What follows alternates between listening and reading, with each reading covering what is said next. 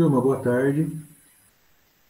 Nós já vamos iniciar a nossa conversa de hoje e eu vou fazer um pequeno resgate do que nós conversamos na nossa primeira aula, que o objetivo dessa semana é a contextualização da cafeicultura, né?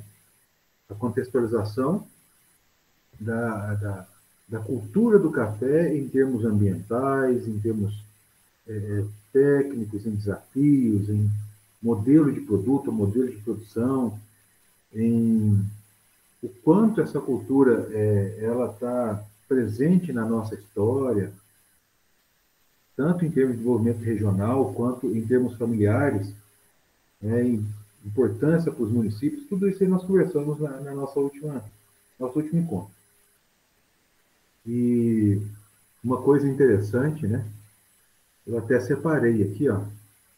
Vocês estão percebendo, vendo isso aqui? Alguém sabe o que é isso aqui?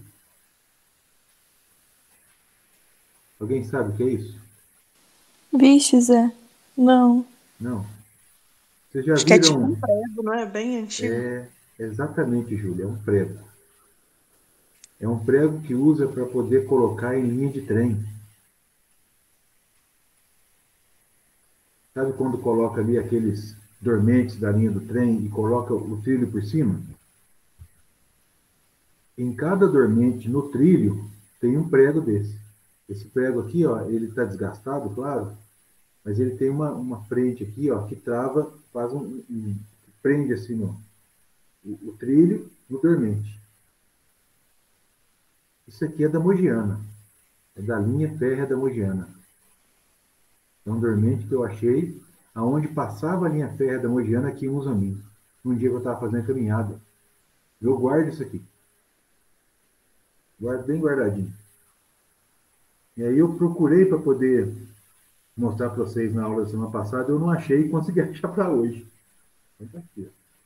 Tamanha é a importância que eu dou para essas questões históricas. A simbologia de tudo, sabe? E nós falamos muita coisa da expansão da cultura do café aqui na nossa região, de todo o impacto econômico. E, de uma maneira mais geral, nós falamos da expansão do café no Brasil, da chegada dele no Rio de Janeiro, o Espírito Santo, as matas de Minas, depois a, a vinda para São Paulo, que foi o segundo maior estado maior produtor, depois chegou em Minas Gerais, depois para o Paraná, quando na década de 60 o Paraná se tornou o responsável por 50% da produção de café no Brasil. Né? E aí essa tela que está aí. Ó. E aí depois vieram problemas com excesso de produção, né? E aí veio o plano de renovação de cafezais, e aí vieram os acordos internacionais do café propostos pela Organização Internacional do Café, e limitava o quanto que seria exportado por cada país. Isso aí foi impactando negativamente na cultura do café, ou no balanço oferta e demanda aqui no Brasil, impactando no preço.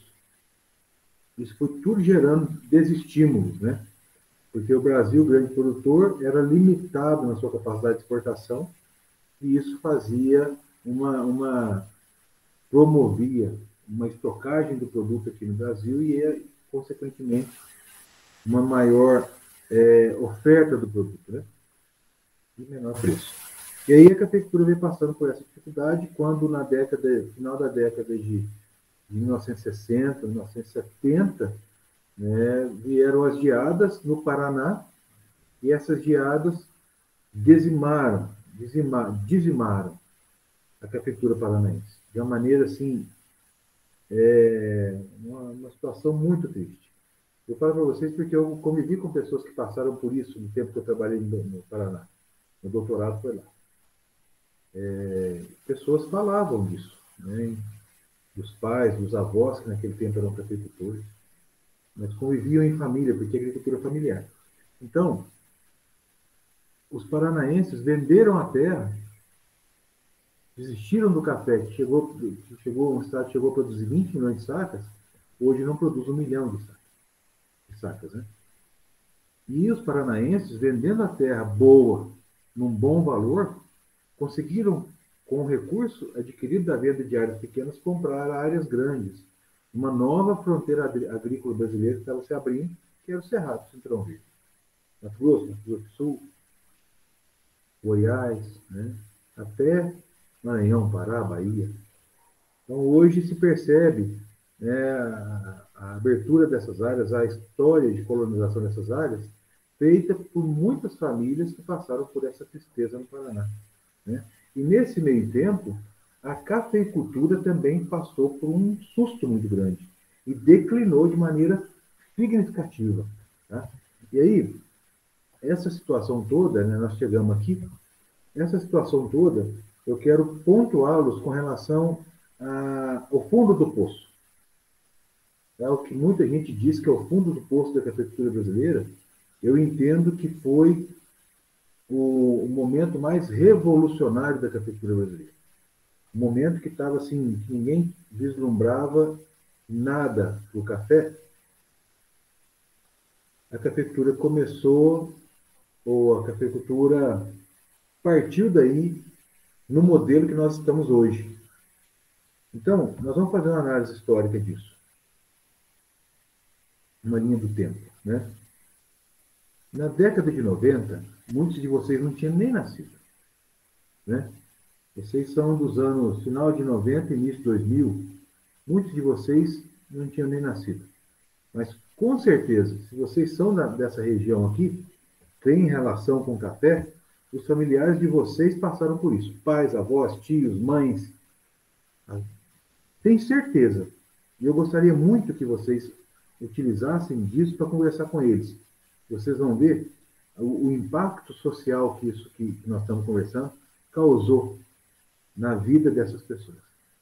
Em termos da cultura do café, da política cafeeira brasileira, os acordos internacionais que limitavam a exportação de café no Brasil de maneira muito drástica, ele se encerrou em 1989. Hoje, existem outros acordos, já está no 7º acordo, mas são acordos feitos de maneira muito política. Porque hoje a cafeicultura é a questão das leis do mercado. Tá? Então é um acordo muito político, é uma intervenção muito sutil da Organização Internacional do Café em termos de interferência drástica em quem vende, o quanto vende, em quem compra, o quanto pode comprar. Isso foi em 1990, tá? 1989. Acabou essa pressão da OEC. Em função de toda essa circunstância deletéria, desestimuladora, a produtividade média da cafeicultura era 9 sacas por hectare. Ninguém tinha intenção em produzir café ou investir em lavoura. Não tinha dinheiro, não tinha estímulo. Hoje nós falamos em 27 sacas por hectare, em algumas regiões com produtividade média de 40. Mas em 1990 era 9. E aconteceu um fato extremamente importante, que é a extinção do Instituto Brasileiro do Café, IBC. O IBC era um órgão governamental ligado ao Ministério da Agricultura que detinha todas as políticas relacionadas ao café no Brasil. O IBC fazia pesquisa, o IBC fazia extensão, o IBC detinha as questões relacionadas à exportação e o IBC também detinha as questões relacionadas ao crédito rural. Ou seja, se fosse pesquisar café, se fosse fazer dia de campo, assistência técnica para os produtores, o financiamento nos bancos, tudo tinha que passar pelo IBC. E em 1990, o IBC fechou. O IBC ainda controlava o estoque. O IBC fechou. Ou seja, um cenário caótico, deprimente, sem vislumbrar expectativa de melhora, e a instituição governamental que dava apoio aos cafeicultores foi extinta. Tem um amigo meu, tenho uma consideração por ele, foi um dos grandes professores que eu tive, junto com o Matiello, com o Saulo, essa turma da Fundação do Café, chamado Roque Antônio. O Roque, eu perguntei para ele, ele era técnico do IBC e hoje ele atua como consultor e trabalhou na Fundação Pro Café em Varginha. A Fundação Pro Café ela é formada por pessoas que trabalharam no IBC e ele conta o seguinte: em 1990 ele estava em patrocínio a trabalho, né? E ele estava almoçando no restaurante. Estava ele e um colega, né, colega dele, que eu também conheço, chamado Vanderlei.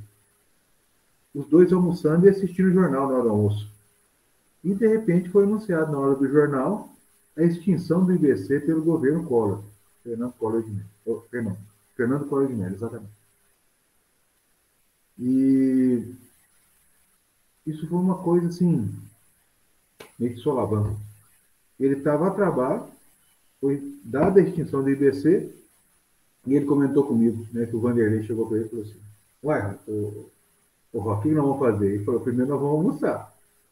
E aí nós vamos voltar para casa, porque não tem o que fazer, vamos saber o que nós temos que fazer depois. O negócio meio súbito, isso que eu estou querendo dizer. E aí os produtores entraram num vazio generalizado.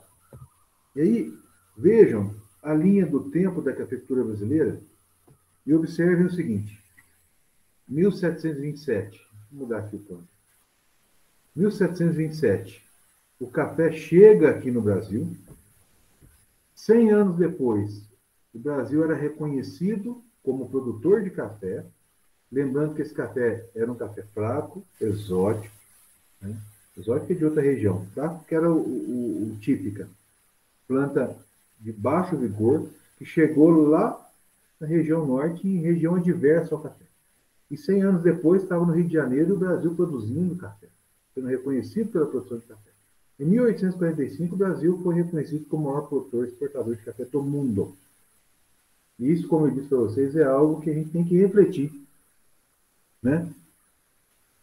E aí veio, né, a questão da abolição dos escravos, os imigrantes, a expansão da cafeicultura brasileira, o declínio com os acordos internacionais e a geada, o primeiro acordo de 1962, com a intervenção da Organização Internacional do Café. Em 1990, um cenário caótico. São 263 anos. Tá? 263 anos dessa maratona. E aqui, em 1990, que eu coloco como época de maior, uma época promissora, um período muito promissor para a cafeicultura brasileira, a cafeicultura brasileira, no fundo do poço, tem que se reerguer. E hoje nós estamos em 2021.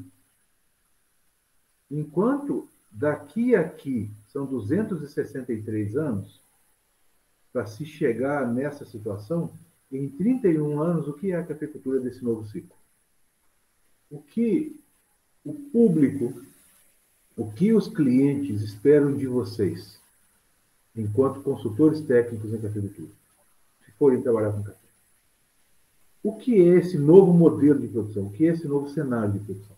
E é isso que nós vamos refletir um pouco. Algumas coisas importantes aconteceram. Com a fechada do IBC em 1990, esse vazio técnico perdurou por 4 anos. Em 1994, em Minas Gerais, a Emater Minas assumiu a cultura do café.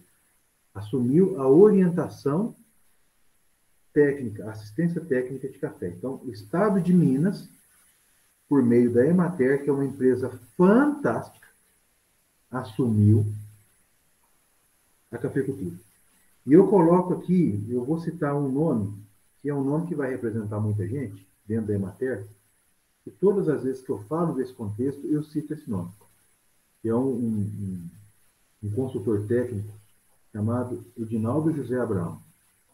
O Edinaldo José Abrão, ele foi o homem que colocou, que deu um tapa na mesa e falou: não pode trazer para a Emater a assistência técnica do café aqui em Minas Gerais, que nós damos conta. E aí, em 1994, a Emater assumiu a orientação técnica de maneira de muito boa intenção, porém sem muito o que fazer, porque era do IBC. mas o produtor teve um início de aporte, fizeram um excelente trabalho. Em 1998 foi criado o Consórcio Brasileiro de Pesquisa e Desenvolvimento do Café, gerenciado pela Embrapa. Né? Foi criado em 1998 a Embrapa Café, 1999, não me lembro. A Embrapa Café comemorou 22 anos agora.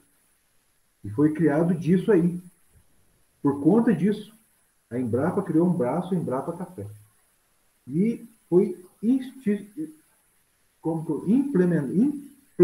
implementado ou instituído o Consórcio Pesquisa Café por essas instituições, que são as instituições originais, e hoje existem outras, inclusive institutos, que participam dessas questões relacionadas ao consórcio com a submissão de projetos.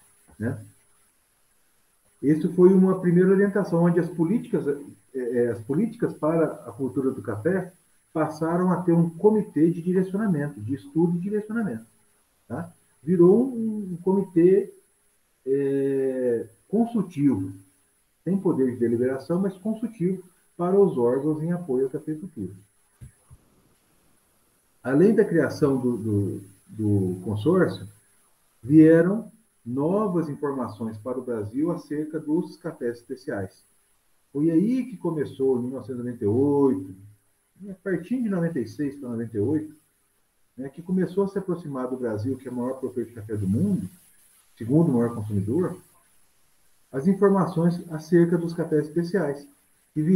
Essas informações vieram do maior mercado consumidor dos Estados Unidos. Tá? Tanto que a associação era uma associação americana de cafés especiais. E hoje ela é uma associação de cafés especiais que congrega outras associações do mundo todo. Quer dizer, é um ajuntamento, é uma organização dos consumidores em torno dos protocolos de avaliação de café, em torno das políticas cafeeiras para os cafés especiais. E aí veio essa demanda dos consumidores por um café de melhor qualidade. Tá? E o brasileiro ali, se adaptando. E se estabeleceu, então, esse novo ciclo. Tá? Isso aqui são fatos. E esses fatos levaram a um novo ciclo, a uma nova demanda. Vieram novos cultivares. Então, aqui, ó, eu aproveito para homenagear a turma que participa dos trabalhos com a gente. Isso aqui foi um dia de campo que nós participamos na Fazenda Caxambu, da Ucha, lá em Três Pontas. Estava lá o Luiz e o Miguel, e eu pedi para eles assim, olha, abre a copa dessas plantas para poder a gente fazer uma foto, porque se deixasse a planta fechada, não veria produção, de tão enfolhada. Isso aí é um cultivar chamado Catucaí Amarelo 24137, que é o resultado de um trabalho de melhoramento genético feito pela Fundação Pro Café em Varginha, que são de profissionais que vieram do extinto IBC, que fechou em 1990. Então, veja, novas tecnologias foram disponibilizadas. Um trabalho incisivo em melhoramento, novas cultivares, uniformes, porte baixo, resistente à ferrugem, vigorosas, com foco em qualidade. Nesse caso aqui, um exemplo de porte baixo, aqui o Icatu Precoce 3282, exemplo de porte alto. Tá? É um material que vem de um programa de melhoramento do Estado de São Paulo. Então, são situações que vêm para atender uma demanda dessa nova cafeicultura, que pensa em produtividade, que pensa em sustentabilidade, que pensa em qualidade, de uma maneira mais conectada com o mercado consumidor hoje. O que era assim, os primórdios desse modelo aqui atrás, ó, aqui atrás, hoje nós estamos vendo uma questão mais coesa, mais presente. E o que eu quero falar com vocês é muito simples. 263 anos para se estabelecer o modelo e nós estamos em 30 anos desse novo modelo. Ou seja, esse novo modelo ele está ainda em construção. E nós somos participantes dessa construção. O modelo ainda vai mudar muito, essa cafeicultura nossa ainda vai mudar muito, é só o começo. É só o começo. Tudo muito dinâmico na era da comunicação digital, das redes sociais. Tudo muda muito. A conexão é muito rápida. Olha, novas tecnologias com relação a plantio, alinhamento de lavouras, questões relacionadas a sombreamento. Olha essa lavoura aqui lá no Espírito Santo. Essa lavoura aqui, ó, é na estrada entre Boa Esperança e Campos Gerais. Essa foto aqui, eu fiz desse ponto da estrada, não está certo. Essa lavoura aqui é do município de Dores do Rio Preto, na entrada no início da estrada que vai para o Caparaó. Uma lavoura de Catucaí 2SL, sombreada com cedro, onde o produtor produz café, produz madeira e produz móveis. Esses móveis aqui da casa dele, ele permitiu fotografar. Entrar na casa dele, tutor familiar, e fotografar. Então, são modelos que vêm sendo somados. E tudo isso é demanda para nós. Né? Questões relacionadas à nutrição, alinhamento de implantação, condução de lavoura, fertilizantes, equipamentos de processamento pós-colheita, equipamentos de colheita e pós-colheita, a questão relacionada à mecanização. Tá? Isso aqui é uma unidade de processamento em Campos Gerais, fazenda... Oh, meu Deus. Os meninos do GK, sabe o nome dessa fazenda? Sete Cachoeiras. É isso, né? Exatamente. Do Renato. Maior unidade de processamento pós-colheita sem água no Brasil. Então, são situações que a gente se depara agora, que até 20 anos atrás era inconcebível no Brasil.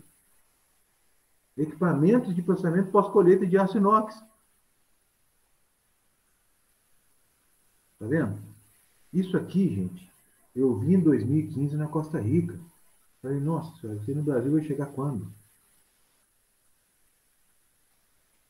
Então, são situações que 2015, não, 2013. Cabe para nós uma reflexão. Qual será o meu papel? Qual é o meu papel nessa nova cafeicultura? O que eu ofereço? O que eu somo? O que eu colaboro? O que meu posicionamento vai aportar de melhor para esse novo modelo que está sendo construído? Porque eu digo um negócio para vocês, gente. Vocês escutam muito bem o que eu vou falar. O Brasil é o maior produtor de café do mundo. Segundo maior consumidor de café do mundo. Consome um mundo de café. A rede de atenção, de suporte, de orientação da cafeicultura aqui no Brasil, ela é grande. Empresas dando assistência, cooperativas, consultores, é uma coisa de louco. E isso tudo fez com que o Brasil se tornasse o maior produtor de café do mundo, com uma produtividade que saiu de 9 sacas por hectare para 27, 30, em algumas situações 40, 50 de média. Hoje tem lavouras de safra zero que produzem 100 sacas, 100, 110 sacas no ano, zero no outro, ou seja, média de 55 sacas por hectare. E saiu de 9. Aí a pergunta que eu faço para vocês, ela é simples. É uma pergunta dura e simples. E eu faço para mim também.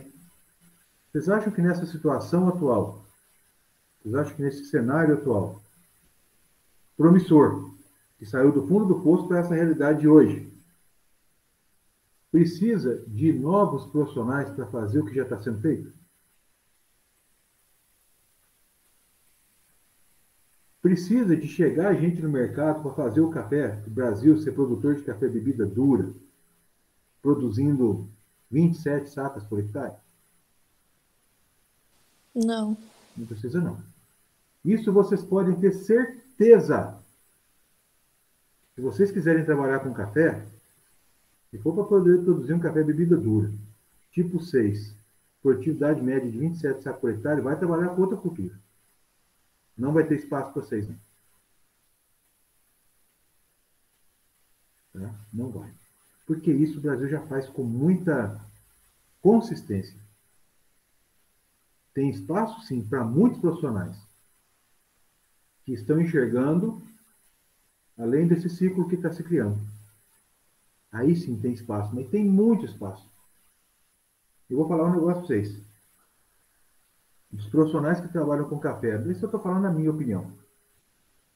80% é o modelo tradicional. E a cafeicultura que está focada em novas tecnologias, em melhorias, ela só cresce. E faltam profissionais para atender esses produtores. Faltam profissionais que tenham uma visão estratégica do processo. E não enxergue só adubo. O adubo faz parte. Mas é adubo, é gestão, é meio ambiente, é mercado, é qualidade, é produtividade. Tudo isso faz parte do bolo. Ou seja, não adianta só produzir quantidade. Não adianta só produzir qualidade. Não adianta só produzir quantidade com qualidade. Não adianta. Não adianta. Nós temos que produzir qualidade, produtividade, qualidade atrelado com o mercado. Porque quem vai dizer o que quer beber é quem está bebendo. É esse ponto que nós vamos chegar. Deixa eu ver aqui a resposta.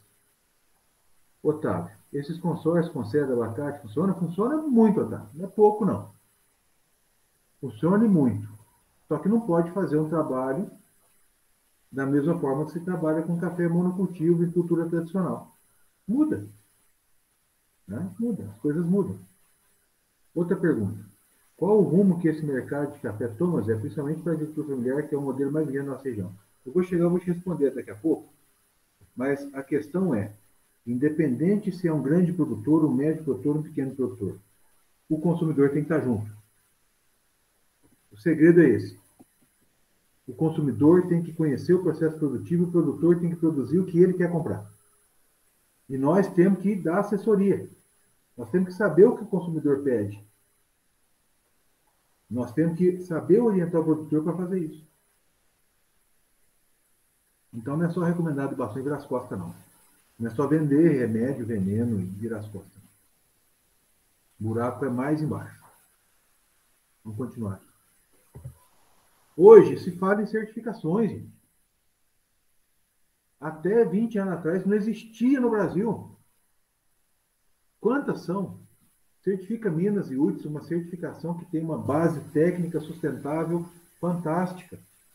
E eu falo com muito orgulho, Certifica Minas, que eu fui um dos primeiros extensionistas da Emater a estabelecer um grupo de produtores no Certifica Minas aqui em 2005. 2006. Um programa fantástico, que tem um direcionamento técnico muito bom. O 4C, que é um programa de conformidades, que pega as cooperativas. O Fairtrade, que tem uma pegada mais social, focada na agricultura familiar. As questões relacionadas à produção orgânica, sem uso de defensivos. Né? E o orgânico não significa baixo nível tecnológico, não. Pelo contrário. Nem para produzir orgânico e ser produtivo, tem que ter muita bala na agulha. Rainforest com a pegada ambiental de preservação muito interessante. E um selo de qualidade da BSA, Brasil, a Nação do Café, Nação Cafeeira, que é a bandeira que eles estão adotando agora para fazer valer no mundo as questões relacionadas aos cafés do Brasil, né? Não mais cafés do Brasil, os cafés do Brasil, com as suas características, com as suas origens, com as suas particularidades, seja a denominação de origem, seja a indicação de procedência, né, as questões regionais, tudo isso a BSA está trabalhando de uma maneira muito interessante. O acesso à informação de uma maneira geral, o quanto isso está disponível. Os podcasts, aí um exemplo da Kelly, né, hoje, um barista fazendo live para falar sobre extração, o quanto as redes sociais estão fazendo a comunicação expandir de uma maneira muito rápida. Isso aqui é uma live que nós fizemos, eu e o Hugo. O Hugo é uma história muito legal, um cara bom, né, que nós estávamos conversando sobre a história do Hugo e as questões relacionadas a cafés especiais e o posicionamento do Instituto, né, enquanto um local de formação de pessoas. O Serjão aqui do IAC, com a rede social do café, que é Molécula de Cafeína, os grupos de WhatsApp, as páginas dos canais do YouTube com os conteúdos. E aí eu coloco aqui a foto de um grande amigo meu, que é o Gustavo Renó Reis de Almeida. Gustavo hoje ele é coordenador do curso de agronomia de uma universidade de Varginha, como é que chama? Do Unis em Varginha. Ele tem um canal que chama No Pé do Café, que é fantástico o canal dele.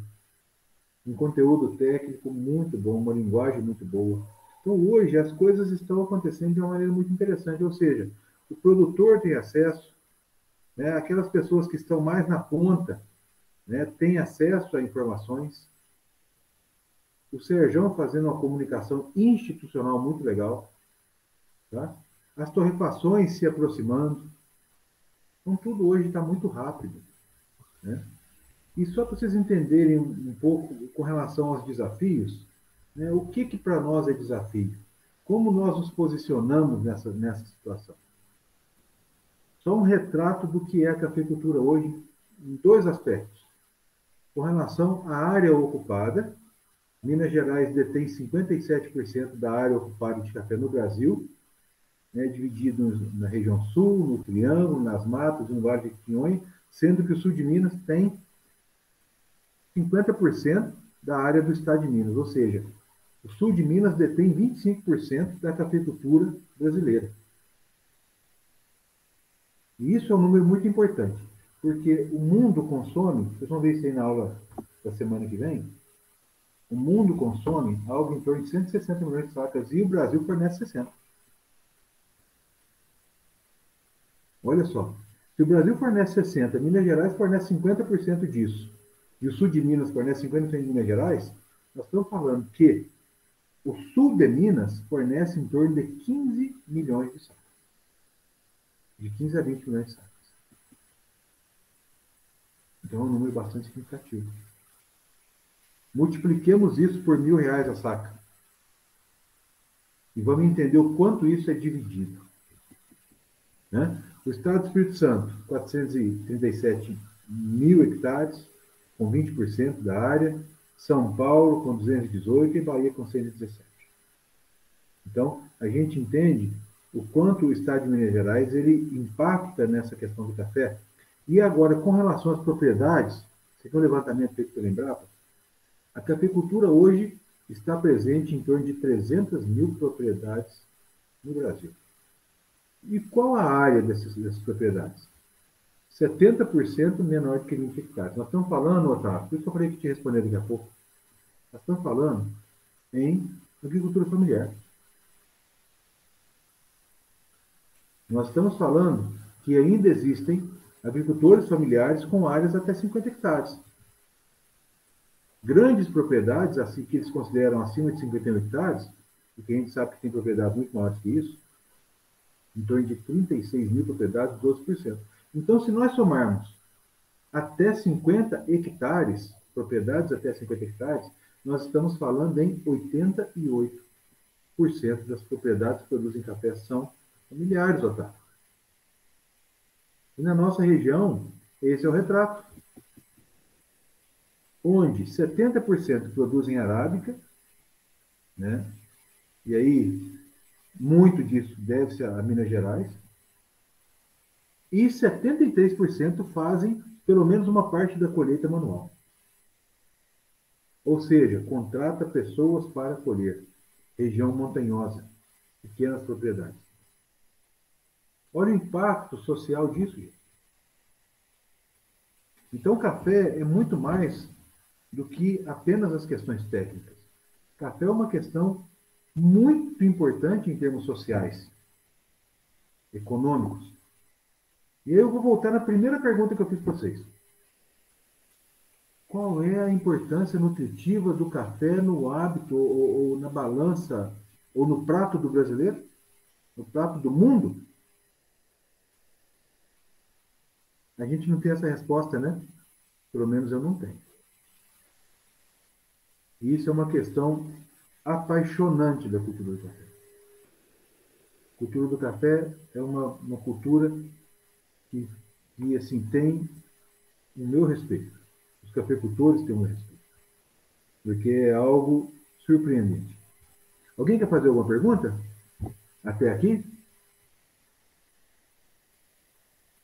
Tá tudo certo, Zé. Muita informação, né, Tranquilo, gente? Zé. É muita informação, né? É uma história muito, muito cheia de detalhes, é uma história muito rica.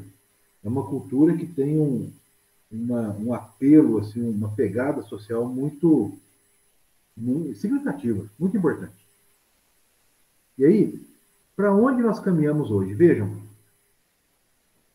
nós paramos em 1990, com o final daquele ciclo. Iniciou um novo ciclo. Nós estamos falando da construção de uma nova cafeicultura. Nós estamos falando de desafio. Veja esse esquema aqui. Isso aqui é um esquema da área de administração e gestão de empresas, onde há uma segmentação. Há uma sequência de etapas.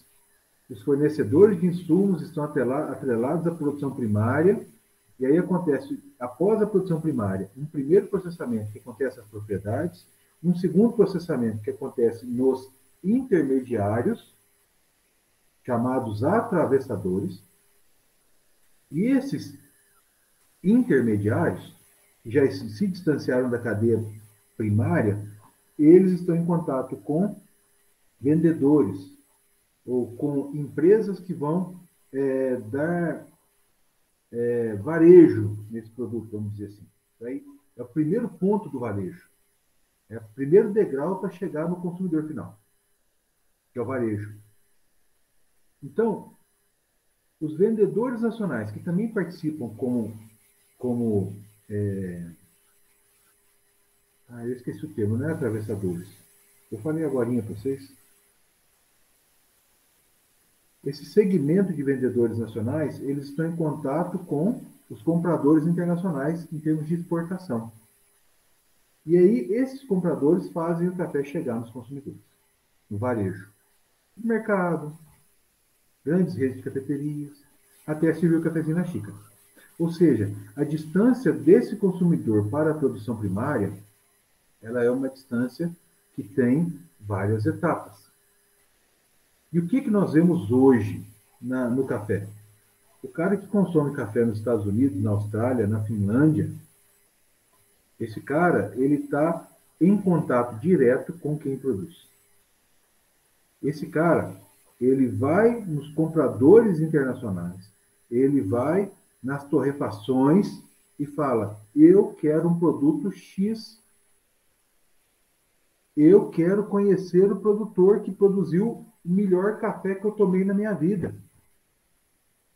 E aí existe uma aproximação do produtor com o consumidor, com uma nova forma de comercializar café.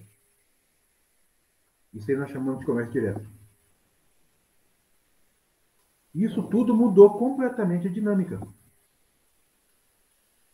da cafeicultura brasileira. Por quê? Porque hoje os consumidores dizem qual café quer tomar.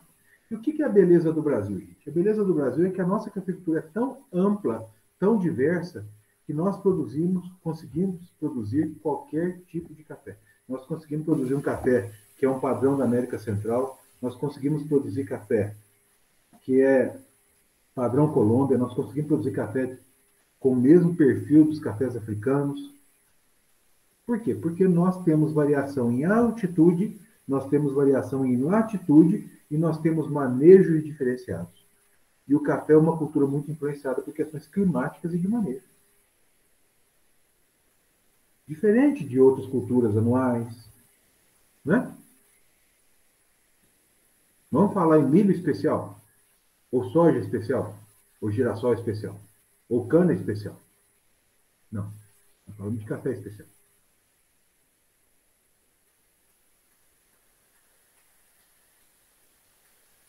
E aí vem o trabalho da BSA, compreende? Uma questão muito interessante. E hoje, qual é o cenário que nós estamos inseridos?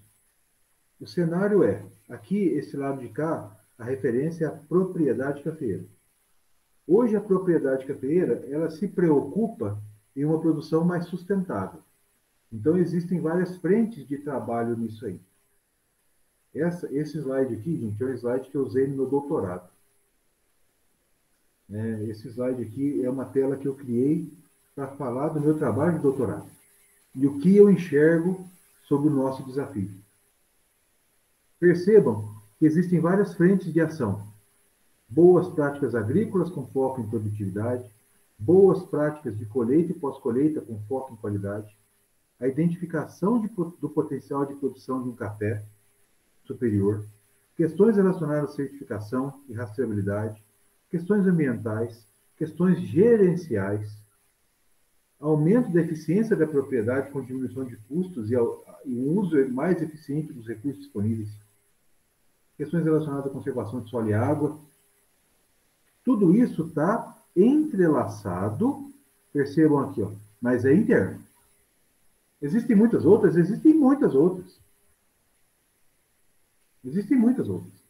Mas eu quis pontuar essas aí.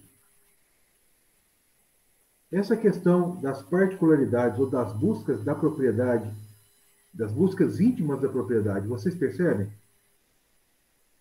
Vocês veem isso hoje, propriedades que buscam isso? Ou não? Eu estou falando abobrinha.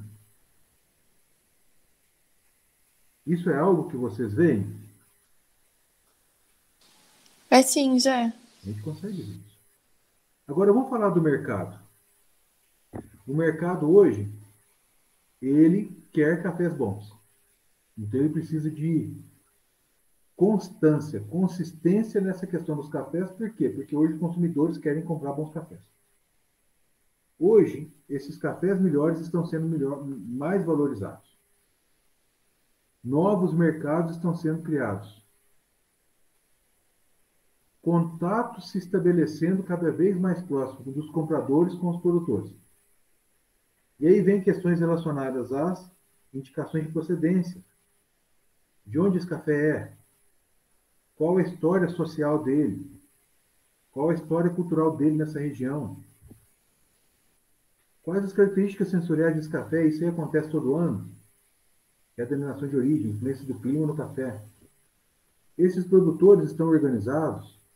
Esses produtores estão atentos a essas questões relacionadas à gestão em grupo, em especial agricultores familiares, ou estão competindo na cerca? Então, quando a gente pensa no mercado e a gente pensa na propriedade,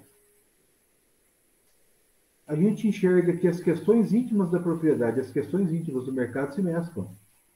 Ou seja, há uma influência muito grande da propriedade nas questões de mercado e há uma influência muito grande, enorme, do mercado na propriedade. Isso aí é uma via de mão dupla. Migram intenções de mercado para a propriedade e de propriedade para o mercado. Cada vez mais rapidamente por conta das redes sociais. E nós nesse meio. Então, é um trem muito louco, gente. Aí vem toda essa história do consumo de café cada vez com mais glamour, cada vez com mais atenção aos métodos. Um primeiro momento onde o café era consumido forte, torrado, porque o foco era a cafeína. Eu quero só o estímulo. Eu quero só estar acordado. Então eu tomo café para estar acordado. Hoje existe café em cápsula. Você tem cápsula de cafeína para você ficar estimulado. Você não precisa tomar café. Então essa onda da cafeína, ela existe. Mas ela veio sendo somada a uma outra. De pessoas na década de 90 que começaram a falar de qualidade. E aí criou a Starbucks.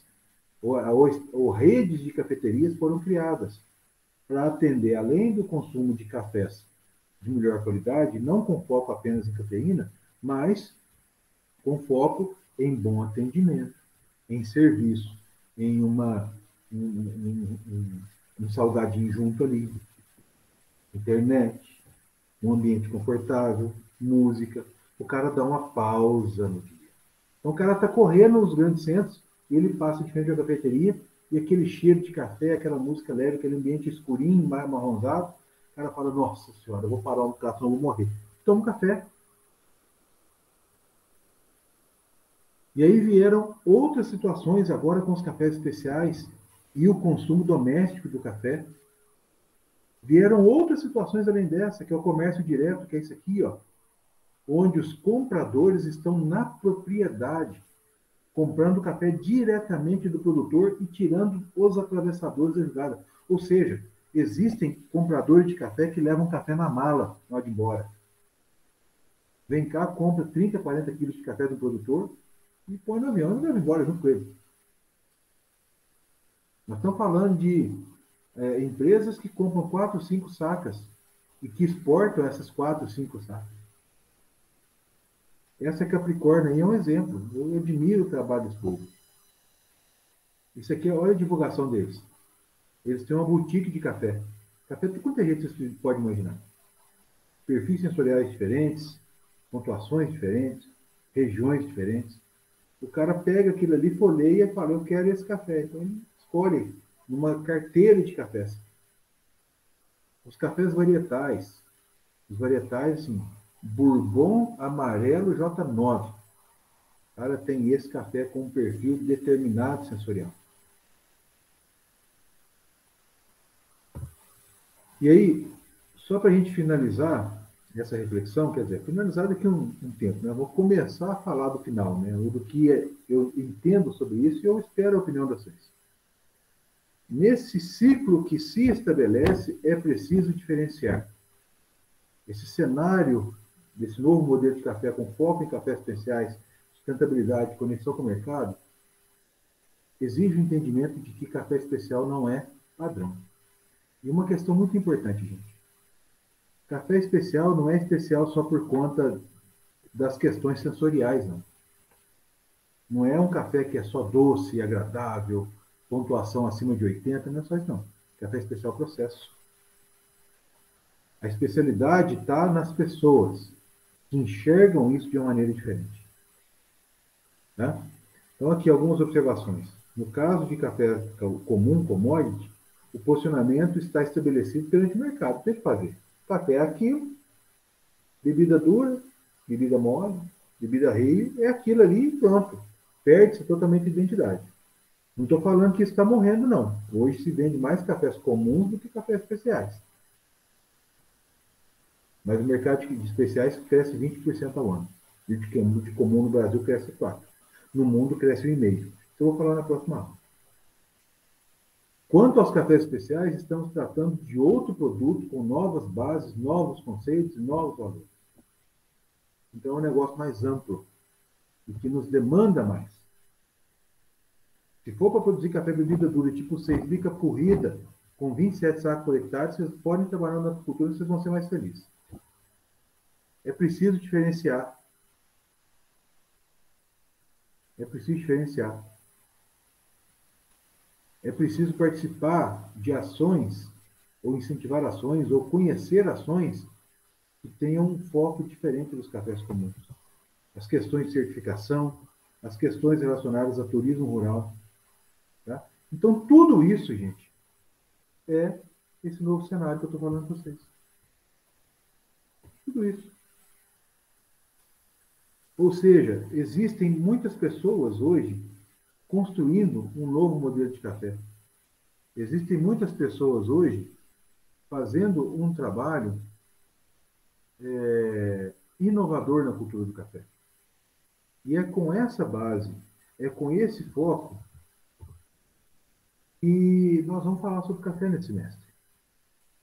Ou seja, tem uma questão técnica aí? Tem, existe uma questão técnica. Existe uma questão prática? Existe uma questão prática. Nós teremos uma dificuldade? Teremos uma dificuldade, sim. Mas a discussão é muito mais ampla e muito mais profunda que isso. É uma discussão conceitual. Qual é a cafeicultura que vocês querem trabalhar? Porque é uma questão muito simples, gente. Aqui comigo, vocês, quem não conhece café, vai começar a conhecer, nós vamos discutir, pessoas que já têm essa visão, mas é uma discussão conceitual de qual modelo de café que vocês vão participar. Nós vamos falar de morfologia, fisiologia, nós vamos falar de adubação, nós vamos falar de praga, de doença, de colheita, vamos. Mas isso tudo, com uma experiência prática de 1 mês, 2 meses, 1 ano, vocês já pegam tudo. Sem problema não.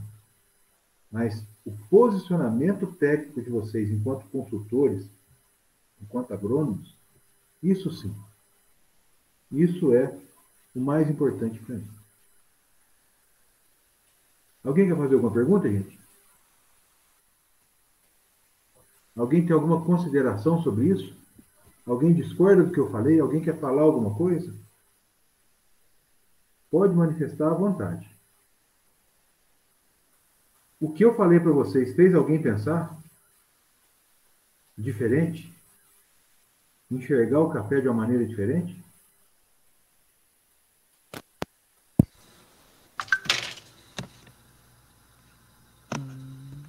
Quer falar, Matheus?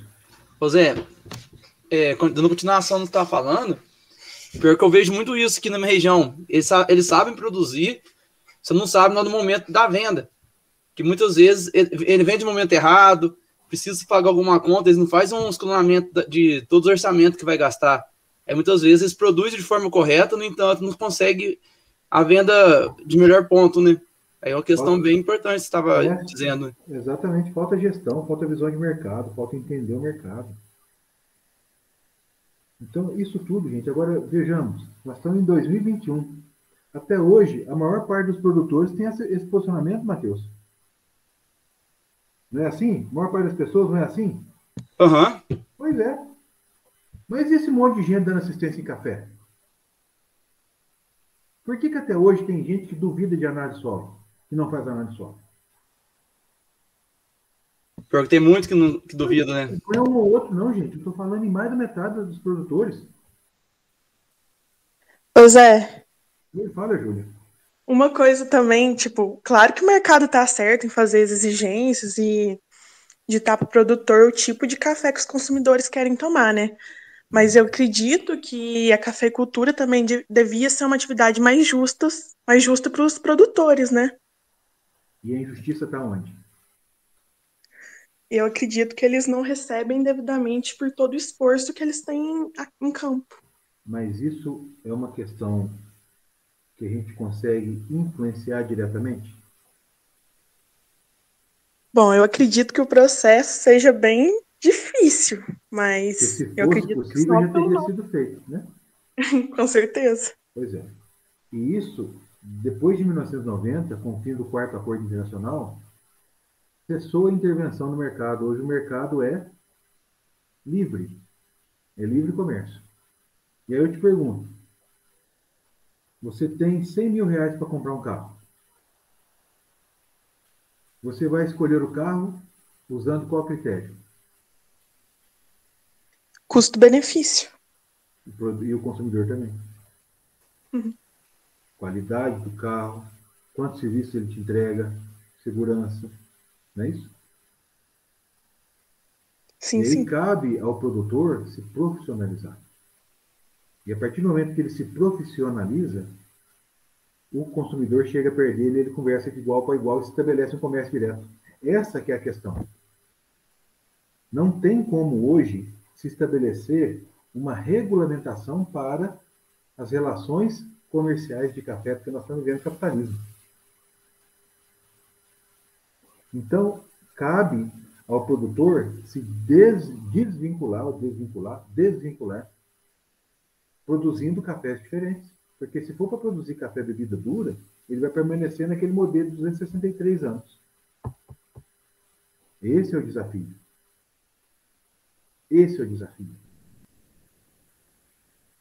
Porque esse produtor que busca, ele tem uma visibilidade maior. Quero ajudar a resolver esse desafio aí. É essa tela. É essa tela. Pensa nisso, Júlia. Pensa nisso. Guardem essa tela na mente de vocês. Como consultores, pensem nisso. Interna e externamente. Pensem nisso.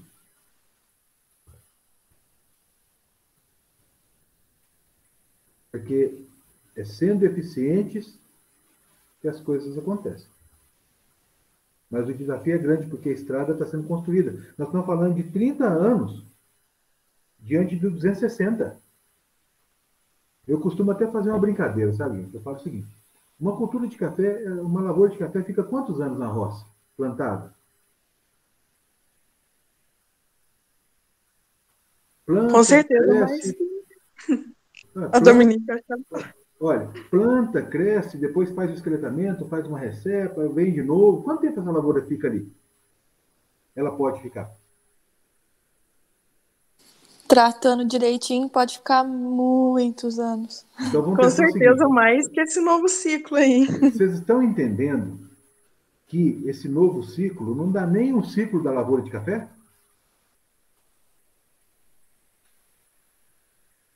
Olha que coisa mais doida.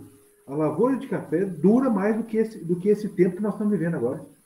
Ou seja, nós estamos numa fase muito grande de transição. É uma fase de transição que nós estamos construindo. E vocês têm muita condição de construir porque vocês sabem. Ou têm condição de saber. E é essa a motivação que eu tenho para trabalhar. Porque eu acredito que nós estamos construindo a cafeicultura daqui a... A cafeicultura que vai ser vivenciada daqui a 100 anos, ela vai estar de longe dessa que fechou em 1990 e de longe dessa que nós vivemos hoje.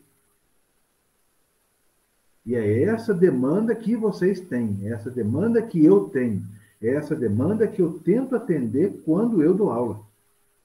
Porque se for para formar pessoas para trabalhar com tipo 6 bebida dura, bica corrida, eu também não faço. Eu estou aqui para fazer melhor. Espero que vocês tenham entendido isso. Que cabe a nós mesmos isso. Entende? É um negócio muito louco. A gente fica assim meio aéreo quando a gente pensa na cultura do café, expansão, o que o café é e o que espera da gente. É um negócio assim, chega a ser impensável, indescritível. Mas está aí. É a cultura que mais emprega na nossa região. É a cultura que sustentou grande parte da família de vocês por muitos anos. E muitos de vocês é a cultura que mantém o prato na mesa. Não é? Inclusive o meu. Então, nos posicionemos nessa disciplina de uma maneira bastante profissional. Sabe por quê, gente? Porque vocês podem ir longe na cultura do café. Vocês podem ir muito longe na cultura do café. É só vocês enxergarem aonde o café pode chegar e mira, e toca o barco. E vocês conseguem. Certo? Alguém quer fazer mais alguma pergunta?